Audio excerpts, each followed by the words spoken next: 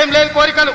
ఆయనను పట్టుబట్టాలనుకున్నా, పట్టుబట్టినా, పని బట్టినా, పడగొట్టడమే కాదు ఆ కుర్చీలో కూర్చున్నా. జీవితంలో నా లక్ష్యాన్ని నేను నెరవేర్చుకున్నా. ఇక మీ లక్ష్యాన్ని నెరవేర్చడానికి మీ సోదరుడిగా కష్టపడాలని నేను అనుకుంటున్నా. నాకు ఇంకేం కోరికలు లేవు. నన్ను ఇబ్బంది పెట్టినోని, నన్ను జైలు పెట్టినోని ఖచ్చితంగా జైలు నుంచి బయటకు వచ్చిన రోజు ఒక మాట చెప్పిన, తొడగొట్టి చెప్పిన, నేను పడగొట్టే వరకు కళ్ళు ముయ్యను అని చెప్పి పడగొట్టి చూపించిన. ఇవాళ మీ అందరికీ నా విజ్ఞప్తి ఒకటే, 10 ఏళ్ళు ఆశీర్వదించండి.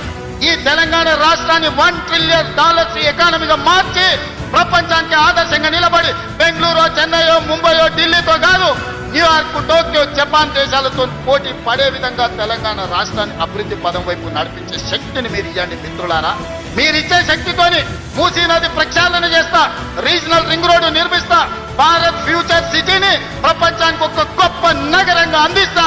ఈ రోజు బలహీన వర్గాల పిల్లలు డాక్టర్లు, లాయర్లు, ఇంజనీర్లుగా, IAS, IPSలుగా రాణించి ఈ దేశ పునర్నిర్మాణంలోనే మీరు భాగస్వాములుగా ఉండాలి, మీకు బాధ్యత ఉండాలి అనే విధంగా తీర్చిదిద్దే విధంగా నేను ప్రయత్నం చేస్తాం మిత్రులారా.